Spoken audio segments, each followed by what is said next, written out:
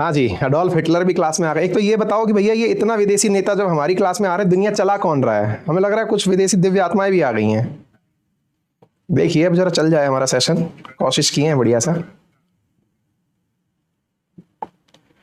लग स्मार्ट रहे हैं लेकिन हम खुद को ही। अजी क्या बात है, ठीक है शुरू करें, मजे लेना। हाँ जी, दिखाई दे रहा है, सुनाई दे रहा है, सब ऑल ओके है? तो चलिए लिए जाए आनंद आप सबके साथ में मिलकर के। तो जनाब बात हो रही है अमेरिका की बड़ी कूटनीतिक चाल की, और जब बात हो रही हो और इस तरह की चाल हो, क्योंकि जब भाई अंकल सैम चर्चा में हो और अंकल सैम दुनिया को झटका ना दे तो फीलिंग्स ही नहीं आती है। और ऐसी स्थिति में न्यूज निकल करके ये आ रही है कि इन्होंने सऊदी और रूस को चैलेंज करने के लिए एक तरीका अपना लिया है।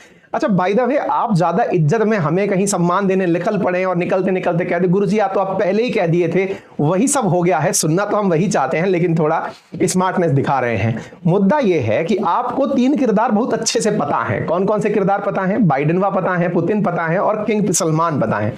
इनके बारे में यह भी बहुत अच्छे से पता है कि इन दोनों लोगों ने मिलकर के बाइडेन को बहुत दुखा लिया है। दुखा काहे लिया भैया? दुखा इसलिए लिया है क्योंकि तेल दुनिया की सबसे बड़ी दिक्कत है और इस तेल को यही दो लोग अपने हाथ में कंट्रोल किए हुए हैं। एक है ओपेक के नेता और एक है ओपेक प्लस के नेता। हालांकि बाइडेन ने इन दोनों को तरह तरह से समझाने की कोशिश करी कि भैया दुनिया में महंगाई बढ़ेगी, अमेरिका का विश्वास उतर जाएगा लोगों के मन पे से। लोग माने नहीं। इन दोनों ने मिलकर के खूब तंग कर लिया। अमेरिका को अचानक याद आया कि यार एक तेल का खजाना छोड़ के आए थे हम कहीं। कहां छोड़कर आए थे? एक देश था जिसका नाम था वेनेजुएला, जिसके ऊपर हम लोग मिलकर पाबंदी लगा दिए थे। तो चलो उसको वापस टटोल लिया जाए। और बाय द वे हमको ज्यादा ना अपने आप के ऊपर प्राउड करने की जरूरत है नहीं, क्योंकि हम तो खैर बहुत ही डाउन टू अर्थ आदमी हैं। हम तो बहुत पहले अनाउंस कर दिए थे, आपको याद है हमने आपको कहा था कि इंडिया ने एक ऐसा दाव चला है जिससे कि पश्चिमी देशों को बड़ा झटका लग सकता है। कुछ ध्यान आ रहा हो तो आपको याद होगा कि रूस का विकल्प बनाने की तैयारी इंडिया ने वेनेजुएला की थी। और जब ये तैयारियां चल रही थी तब हमने आपको उसी समय बताया था कि अमेरिका कुछ ऐसा प्लान कर रहा है ना जी, कि कुछ दिनों बाद संभव है कि इंडिया से पहले अमेरिका वेनेजुएला में तेल निकालने पहुंच जाए। अब हमको क्या है ना, एविडेंस दिखाने की आदत है। एविडेंस के रूप में हम आपको सेशन का वो दिखा दिए, लेकिन जो लोग कुछ पुराने हैं, क्योंकि 5 दिन पहले हम सेशन किए थे आपके सामने, इसको दिखा दिए।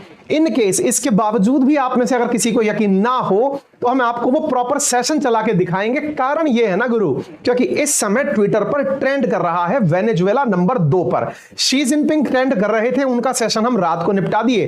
अब आपके सामने वेनेजुएला क्यों ट्रेंड कर रहा है आज के सेशन में हम आपको वो बताने वाले हैं। अब इनके ट्रेंडिंग की जो घटना है वो किस प्रकार से निकल कर आई है, ये सारी बातें आपको बताएं, क्योंकि अल्टीमेटली हमने पश्चिमी देशों के संदर्भ में आपको जो भारत का रेफरेंस बताया था, उस रेफरेंस को इस वीडियो के माध्यम से सुनाना चाहेंगे ताकि आप हमें अंदर भी देखें और बाहर भी देखें। एक जरा वीडियो सुनिए। अबे अमेरिका वालों, अब तो थोड़ी इज्जत बचा लो। बोले क्यों? बोले तुमने सऊदी से कहा था कि ओपेक प्लस के अंदर जो तुमने 2 मिलियन बैरल प्रति दिवस तेल कटौती की बात की थी, वो क्या तुम्हारी बात मान रहा है? बोले नहीं यार, वो तो इनकार कर दिया है। बाइडेन को याद दिलाया गया, तुम्हें याद है तुमने कुछ ही दिन पहले जो वहां के किंग सलमान हैं उनके लिए कहा था कि मैं तुमको आरोपों से मुक्त करता हूं। तुमने पत्रकार की हत्या की, फिर भी मैं तुमको फ्री करता हूं। उदाहरण में आपने मोदी जी को कोट किया। अरे समझ में आता है।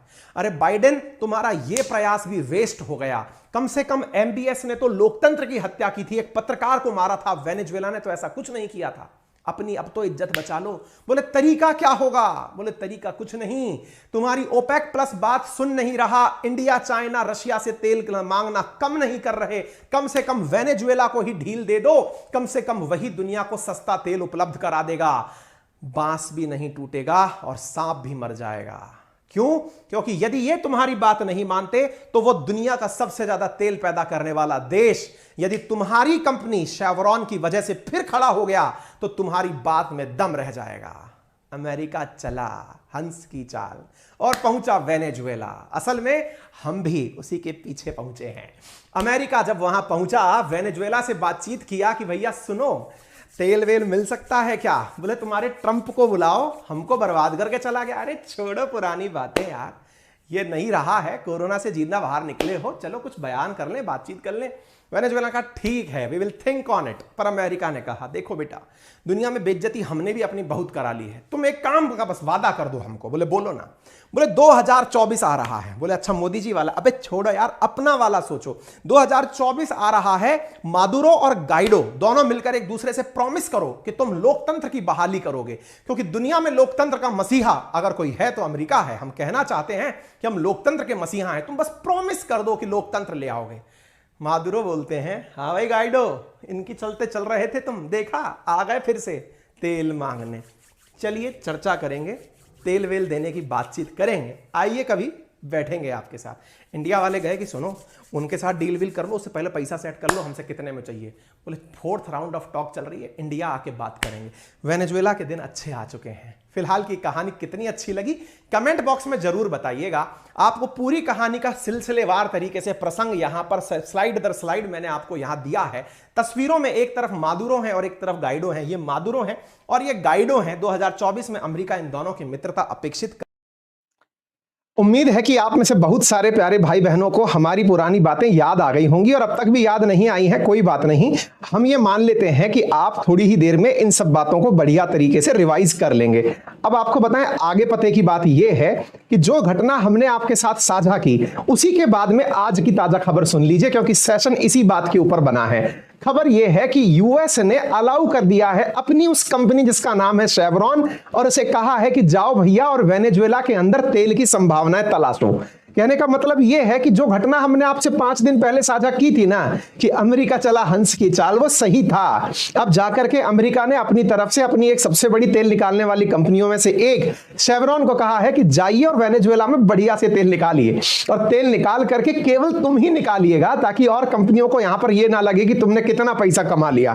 तो क्या बात कर रहे हो, ऐसा कुछ हो गया। अजी साहब आप न्यूज देखिए, पूरी दुनिया में ट्रेंड कर रही है। Biden gives Chevron permit to restart Venezuela oil sale. आप इधर देखिए, Chevron to resume Venezuela oil output as US eases sanctions. आप इन खबरों से यह अंदाजा लगा सकते हैं कि वेनेजुएला कितना इंपॉर्टेंट अचानक अमेरिका के लिए बन गया है। निश्चित ही अब आपको इस बात की वैल्यू तो समझ में आ गई होगी। अच्छा बाय द वे, जब आपको इतनी ही बातें हमारी अच्छे से समझ में आती हैं, तो आपको क्या यह बात समझ में नहीं आती कि जब हम आपसे कहते हैं नौकरी ले लो नौकरी ले लो, आप कहते हो कि नहीं गुरुजी कहां है इतना आसानी से नौकरी, और हम आपसे कह रहे होते हैं कि देखो री लेवल वाले गारंटी दिए फिर रहे हैं कि नौकरी ले लो नौकरी ले लो। एक आदमी को पकड़ के लाए हम आपके लिए, वो बताएगा कि उसने किस प्रकार से री लेवल पर मात्र टेस्ट देके नौकरी प्राप्त करी। सुन लो पहले, उसके बाद फिर हम अपना ज्ञान देंगे आपको, जरा सुनो। तो आज हमारे साथ है तन्मय, और ये तन्मय हाल ही में जॉब प्राप्त कर चुके हैं री लेवल बाई अनअकैडमी के थ्रू। स्वागत है तन्मय आपका, कैसा फील कर रहे हैं आप? बहुत अच्छा। बहुत बढ़िया। हेलो, तन्मय कहाँ के रहने वाले हैं आप? मैं इटारसी मध्य प्रदेश। बहुत बढ़िया। तो तन्मय फिलहाल कहाँ जॉब कर रहे हैं आप? बंजी टेक प्राइवेट लिमिटेड बहुत आईटी बढ़िया, कंपनी। बेंगलोर में हैं आप। इसका मतलब ये जो जी आप वर्तमान कंपनी है और आप री लेवल के थ्रू जॉब पाए हैं, तो री लेवल ने आपको बहुत अच्छे एक्सपीरियंसेस दिए होंगे। हाँ, यस, काफी अच्छा एक्सपीरियंस। चलिए बहुत बढ़िया। जी, तो अपने एक्सपीरियंसेस में ये बताएं तन्मय कि आपने इस टेस्ट को किसी प्रकार से लिंक के थ्रू दिया था या फिर आपको किसी ने रिकमेंड किया था, कैसे आप तक इस तक पहुंचे थे? वेल मेरे क्लासमेट ने मुझे रिकमेंड किया था। ठीक है, तो आपने क्लासमेट ने आपको रिकमेंड किया, आपने इस टेस्ट को दिया। ऑनेस्टली बताइएगा आपने कितनी बार टेस्ट ट्राई किया था? अराउंड 5 to 10 टाइम्स मैंने अटेम्प्ट किया था। Very good. यानी कि आप वो पहले व्यक्ति नहीं है जिसके अंदर ये दिमाग में आता हो कि यार फर्स्ट टाइम में टेस्ट निकलेगा तो ही मतलब है, क्योंकि 500 आउट ऑफ 1000 जब आप स्कोर करते हैं तो आपको with in 15 days job offer हो जाती है। ये री लेवल का प्रॉमिस है और वो भी फ्री ऑफ कॉस्ट है, क्योंकि जब तक आप कोर्सेज नहीं ले रहे हैं आपको ये फ्री में री लेवल ऑफर कर रहा है। ये अपने आप में एक बहुत बड़ा पॉइंट है। अच्छा, आपको टेस्ट क्वालिफाई करने के कितने दिन के भीतर कंपनियों ने ऑफर देना शुरू कर दिया था? प्रोसीजर तो स्टार्ट हो जाती है स्टार्टिंग से, एंड अराउंड 2 वीक्स के अंदर कंक्लूड हो जाती यानी कि आपको 2 वीक यानी लगभग 15 दिन के भीतर भीतर जिस वर्तमान कंपनी में आप काम कर रहे हैं उसमें आपको जॉब मिल गई। तन्मय आपका है। बहुत बहुत धन्यवाद, क्योंकि आपकी वजह से, आपके जो तरीके हैं बताने के, उसकी वजह से बहुत सारी ऑडियंस आज ऐसी है जो खुद भी मोटिवेट होगी कि भविष्य में उन्हें भी आपकी तरह जॉब मिले। थैंक यू सो मच तन्मय अपना एक्सपीरियंस शेयर करने के लिए। Thank you.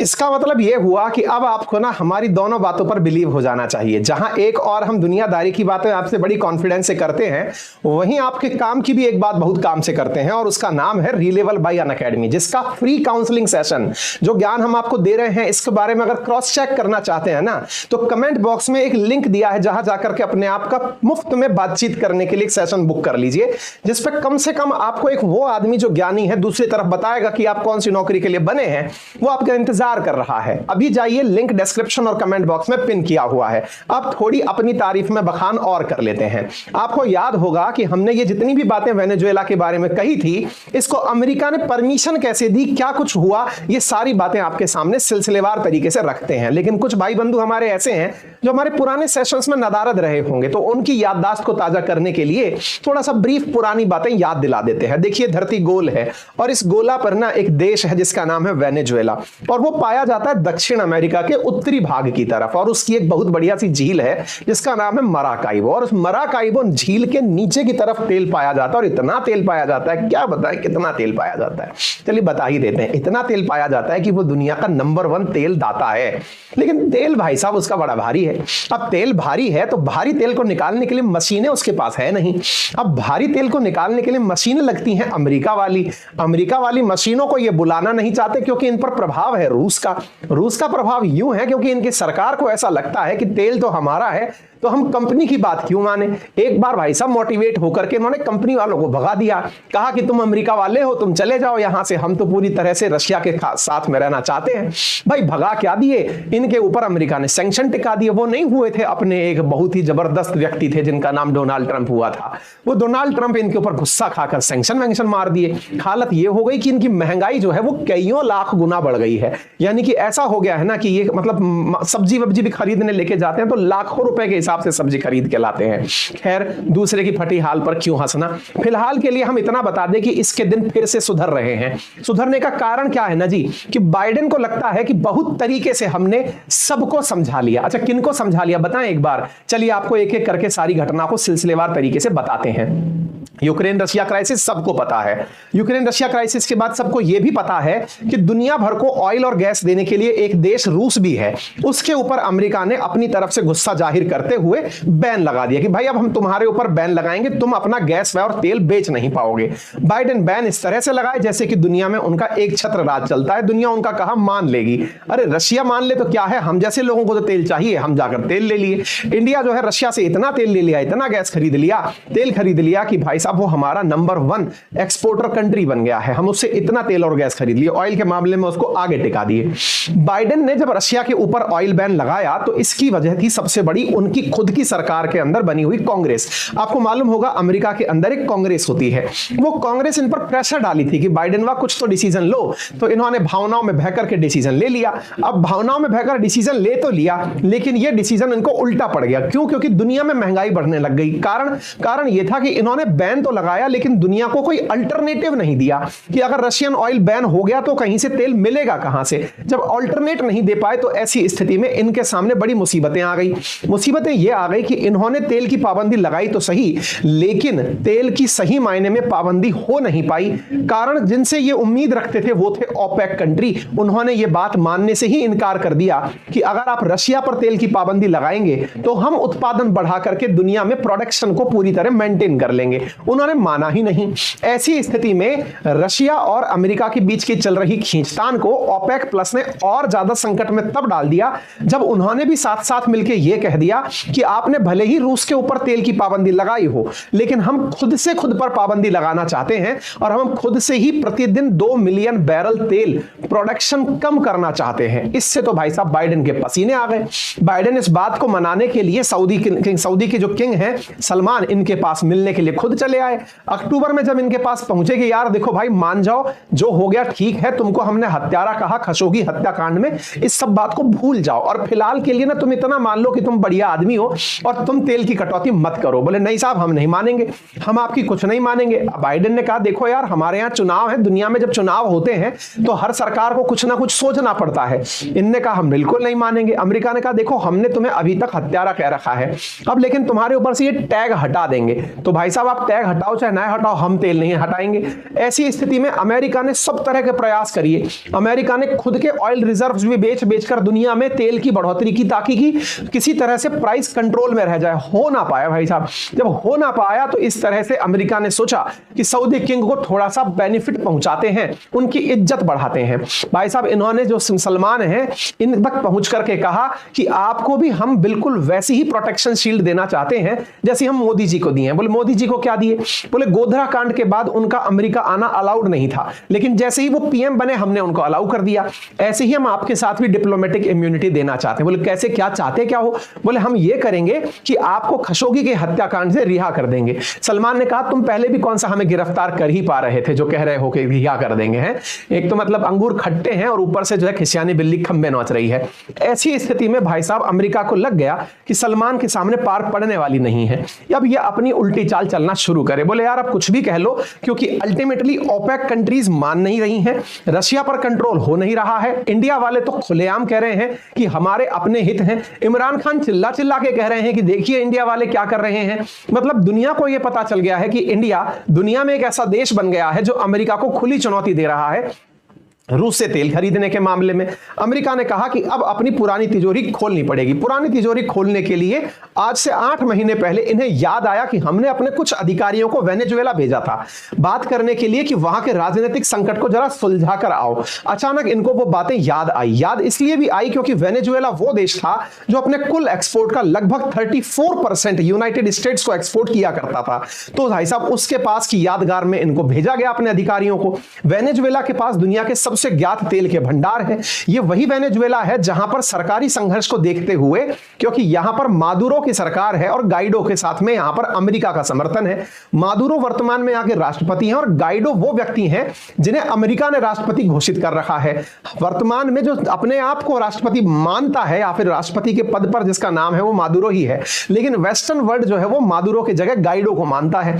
मादुरो और गाइडो की यही लड़ाई चल रही थी अमेरिका की वजह से। अमेरिका को लगा इन दोनों के बीच में पहले सुलह कराते हैं और इनके पास से तेल निकालते हैं। इनका तेल जब मार्केट में आएगा तो अपने आप ओपेक के ऊपर से संकट हट जाएगा। ओपेक का चाहे जो करना हो वो सब साइड हो जाएगा। इसी कारण से अमेरिका ने इन दोनों किरदारों मादुरो और गाइडो के बीच में दोस्ती कराने का निर्णय लिया और कहा कि हमने जो तुम्हारे अकाउंट में पैसे दबा के रखे हैं, आप देख सकते हैं डोनाल्ड ट्रंप का 2019 का यह ट्वीट है जिसमें वो कह रहे हैं कि हम वेनेजुएला के लोगों को बड़ा परेशान देखते हैं, इसी कारण से हम इनका सारा फंड जो अपने पास जमा है वो तो होल्ड कर ले रहे हैं, क्योंकि मादुरो जब तक हटेंगे नहीं वेनेजुएला के दिन सुधरेंगे नहीं। ऐसी स्थिति में मादुरो जो है वो वेनेजुएला के अंदर राष्ट्रपति बने रहे। गाइडो को कुछ भी नहीं मिला। ट्रंप का सारा प्रयास जितना भी था उन्होंने वहां से जो शेवरॉन नामक कंपनी थी उसको भी बुला लिया। शेवरॉन वही कंपनी जो अमेरिका की प्रतिष्ठित कंपनियों में से एक है, तेल निकालने वाली कंपनियों में से। ऐसी स्थिति के अंदर जब ये सारे प्रयास चल रहे थे, इसी बीच में अमेरिका के सारे प्रयास पैरेलली और तरीके से ऑन हो गए और ऑन होते हुए उन्होंने क्या किया, वेनेजुएला जो अधिकारी अपने भेजे थे उनसे कहा कि देखो यार इनको समझाओ मादुरो को कि हमारी थोड़ी सी इज्जत रख ले बस। बोले बताओ कितनी इज्जत रखनी है तुम्हारी? बोले इतनी इज्जत रख लो कि दुनिया के सामने यह कह दो कि हम गाइडो से बातचीत करने के लिए तैयार हैं। अगर बातचीत करने के लिए तैयार हो, यदि ये कह दोगे, और अच्छा जिनको ये सब ऊपर से जा रहा है ना कि चल क्या रहा है मादुरो और गाइडो, ऐसी स्थिति में वो हमारा 5 दिन पुराना वाला सेशन देख ले। हम अपनी टीम से कहेंगे कि वो रिकमेंडेशन में या एंड स्क्रीन में आपको वो चीज डाल दें ताकि आप वहां से उसे देख लो। तो अब सीन ये है ना कि यहां के जो मादुरो हैं उन्होंने अमेरिका के कहने पर यह कहा ठीक है हम गाइडो से बातचीत कर लेंगे और 2024 में मोदी जी के साथ चुनाव में उतर जाएंगे। कहने का मतलब यह है कि हम दोनों मिलकर के यहां पर लोकतंत्र की बहाली का प्रयास करेंगे। आप बस इतना सा कमिटमेंट दे दो कि जो पैसा हमारा होल्ड करके रखे हो ना उसको रिलीज कर दोगे। अमेरिका ने कहा तथास्तु, तुम्हारा भी इज्जत रह गया और हमारा भी इज्जत रह गया। यानी मादुरो आने वाले 2024 तक राष्ट्रपति बने रह गए और इस बीच में जो इनका रिजर्व फंड था उसमें से अमेरिका ने फंड रिलीज करने की बात कर दी। यही कारण है कि अभी ताजा तरीन ब्रेकिंग खबर यह है कि बाइडेन ने जो अपनी कंपनी शेवरॉन है इसको परमिट कर दिया है कि जाओ और वेनेजुएला के अंदर से तेल निकालो और बेचो। आपको समझ में सब आ जाना चाहिए कि अमेरिकन कंपनी वेनेजुएला पहुंच रही है। यह वही कंपनी है जिसको ट्रंप भगा करके अमेरिका ले आए थे। यह वही कंपनी है जो कि प्रोटेस्ट के नाम पर वेनेजुएला छोड़ करके चली आई थी। उम्मीद है कि आपको यह बात समझ में आ रही होगी। ये तस्वीरें हैं, ये कुछ मैं आपके सामने न्यूज दिखाई दे रही है जिसमें आप देख रहे हैं कि Venezuela government opposition reach an agreement to establish humanitarian fund to resolving political crisis.